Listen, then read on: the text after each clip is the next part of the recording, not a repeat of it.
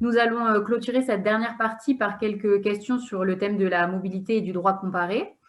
Si vous avez vous aussi des questions, n'hésitez pas à les poser dans le QR de Zoom. Et je laisse maintenant la parole à Mélodie qui a une première question concernant la mobilité des salariés. Dans ce contexte assez particulier, comment encourager les salariés à partir en mobilité? Alors, je pense que les entreprises vont continuer à appliquer leur politique de mobilité qui avait déjà vocation à motiver les salariés à partir via des packages de mobilité plus ou moins attractifs, mais elles vont devoir, à mon avis, et on en a, je l'ai déjà un peu évoqué, mais elles vont devoir s'adapter en offrant plus de flexibilité aux travailleurs et en lui indiquant que malgré la mission, il pourra garder la flexibilité qu'il aurait eue s'il était resté en France et donc envisager des nouvelles formes de mobilité. Mais je pense que la motivation qui est la motivation par le package, mais la motivation première du travailleur mobile, c'est surtout l'enrichissement à une nouvelle culture, la découverte de nouvelles cultures professionnelles et locales, et le retour sur expérience que recherche l'entreprise, mais également le travailleur, ne pourront pas devront toujours exister. Donc, on devra le recours au virtual assignment ne permettrait pas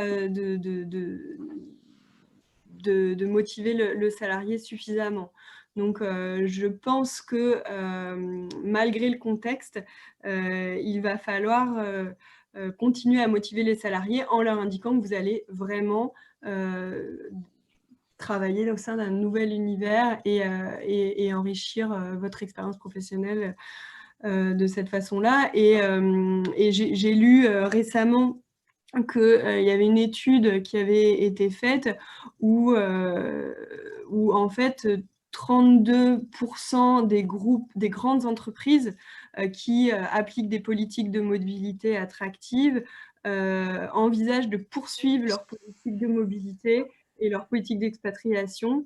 Et 32% seulement, mais 39% se sentent prêts économiquement à le faire, mais reconnaissent qu'ils vont être freinés par le contexte qui est celui de la fermeture des frontières, des visas, les quarantaines, les restrictions des vols.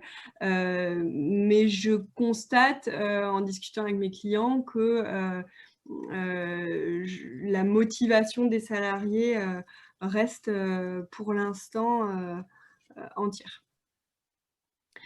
Je profite juste d'avoir la parole pour répondre à une question à l'oral. J'ai répondu à l'écrit, mais qui a été posée sur le chat.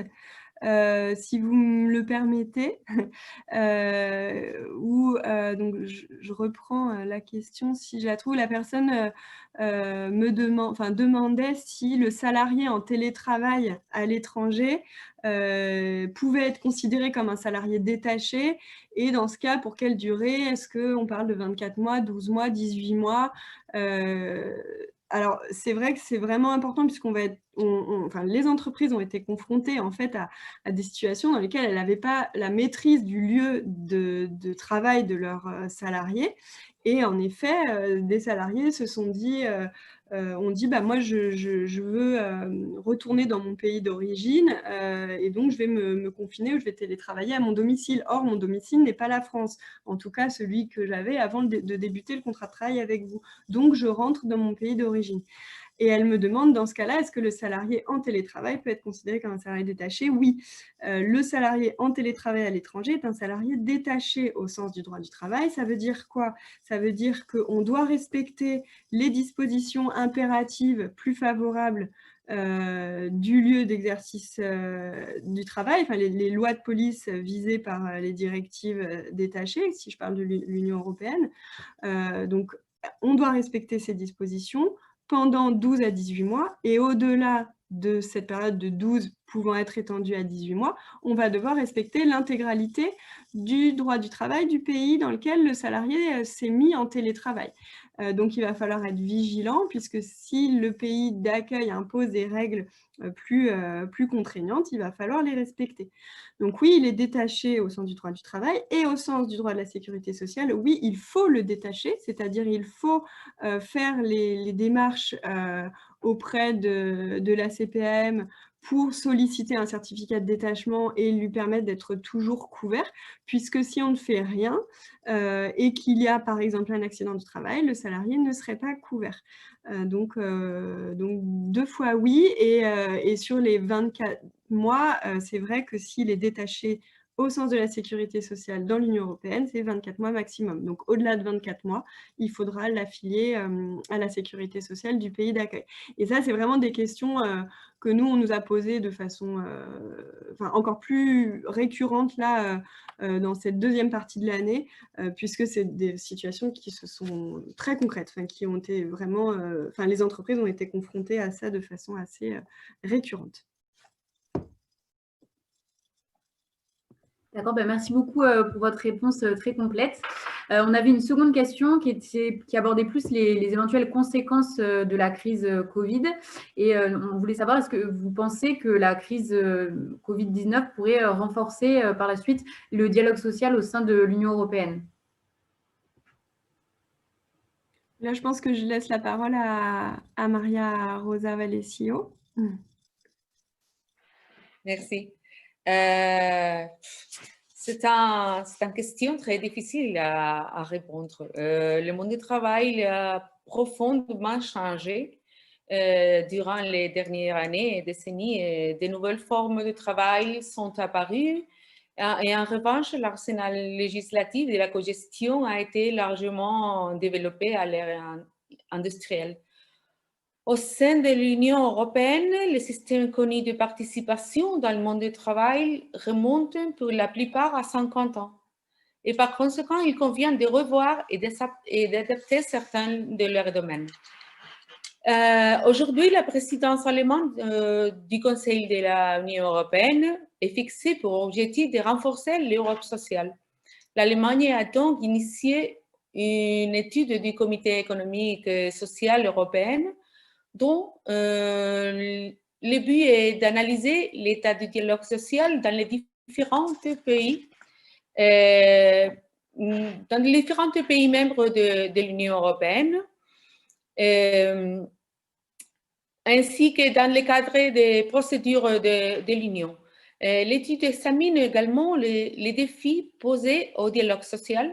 Ces rapports montrent que les différences dans l'Union européenne demeure importante. Il existe des formes de dialogue social dans 18 des 27 États membres.